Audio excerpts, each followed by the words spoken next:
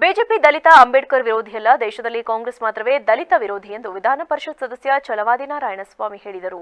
ನಗರದ ಖಾಸಗಿ ಹೋಟೆಲ್ನಲ್ಲಿ ಸುದ್ದಿಗಾರರೊಂದಿಗೆ ಮಾತನಾಡಿದ ಅವರು, ದೇಶದಲ್ಲಿ ಕಾಂಗ್ರೆಸ್ ಪಕ್ಷ ದಲಿತರನ್ನ ವೋಟ್ ಬ್ಯಾಂಕ್ ಆಗಿ ಮಾಡಿಕೊಂಡಿದೆ. ದೇಶದಲ್ಲಿ ದಲಿತರಿಗೆ ಬಹಳ ಉದ್ಧಾರ ಮಾಡಿದೆ ಎಂದು ಕಾಂಗ್ರೆಸ್ ಹೇಳುತ್ತಿದೆ.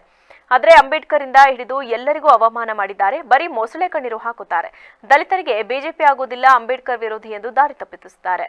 ಮೀಸಲಾತಿಯನ್ನ ಯಾವುದೇ ಕಾರಣಕ್ಕೆ ತೆಗೆಯಲ್ಲ, ಸಂವಿಧಾನವನ್ನ ಯಾರಿಂದಲೂ ಬದಲಾಯಿಸಲು ಸಾಧ್ಯವಿಲ್ಲ, ತಿದ್ದುಪಡಿಗಳನ್ನ ಮಾಡಲ್ಲ ಎಂದು ಪ್ರಧಾನಮಂತ್ರಿಯವರೇ ಹೇಳಿದ್ದಾರೆ ಎಂದು ಪ್ರಶ್ನೆಯೊಂದಕ್ಕೆ ಉತ್ತರಿಸಿದ ಅವರು, ರಾಜ್ಯದಲ್ಲಿ 28 ಕ್ಷೇತ್ರಗಳಿಗೆ ಚುನಾವಣೆ ನಡೆಯುತ್ತಿದೆ. ಕಳೆದ ಬಾರಿ 25+1 ಸ್ಥಾನ ಗೆದ್ದಿದ್ದೆವು.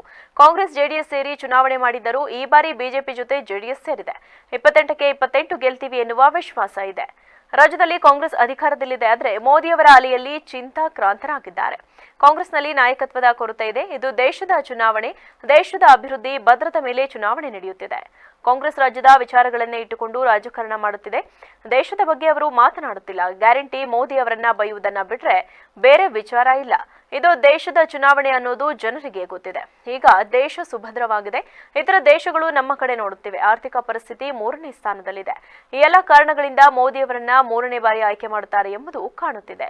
ಹಿಂದೆ ಭ್ರಷ್ಟಾಚಾರ ನಡೆದರೆ ಬಯಲಿಗೆ ಬರುತ್ತಿರಲಿಲ್ಲ. ಎಲ್ಲವೂ ಕತ್ತಲೆ ಕೋಣೆಯೊಳಗೆ ನಡೆಯುತ್ತಿತ್ತು.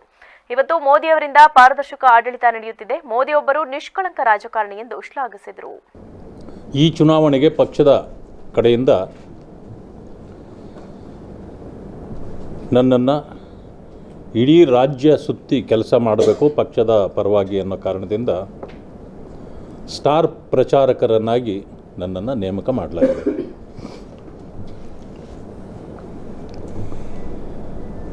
ಇವತ್ತು ನಾನು ಬಂದಿರತಕ್ಕಂಥದ್ದು ಹಾಸನ ಪಾರ್ಲಿಮೆಂಟ್ರಿ ಕಾನ್ಸ್ಟಿಟ್ಯುನ್ಸಿಯಲ್ಲಿ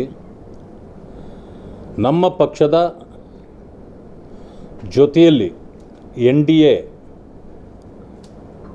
ಸಹಭಾಗಿತ್ವದಲ್ಲಿ ಮೈತ್ರಿ ಅಭ್ಯರ್ಥಿಯಾಗಿರ್ತಕ್ಕಂಥ ಪ್ರಜ್ವಲ್ ರೇವಣ್ಣನವರ ಪರವಾಗಿ ಪ್ರಚಾರಕ್ಕೆ ಬಂದಿದ್ದೇನೆ. ನಾನು ಬರ್ತಕ್ಕಂಥ ಈ ಸಂದರ್ಭದಲ್ಲಿ ನನ್ನ ದಲಿತರ ಈ ಸಂದರ್ಭದಲ್ಲಿ ಶಾಸಕ ಸಿಮೆಂಟ್ ಮಂಜು, ಆರ್ಪಿ ಪಕ್ಷದ ರಾಜ್ಯ ಘಟಕದ ಅಧ್ಯಕ್ಷ ಸತೀಶ್, ನಗರಸಭೆ ಸದಸ್ಯ ಕ್ರಾಂತಿ ಪ್ರಸಾದ್ ತ್ಯಾಗಿ, ಪ್ರಸನ್ನಕುಮಾರ್, KT ಮಂಜಯ್ಯ, ಚಂದ್ರಪ್ಪ, ಜಗದೀಶ್, ರಾಜೇಶ್, ಸೋಮು, ರಮೇಶ್, ಪ್ರಕಾಶ್ ಸೇರಿದಂತೆ ಇತರರಿದ್ದರು.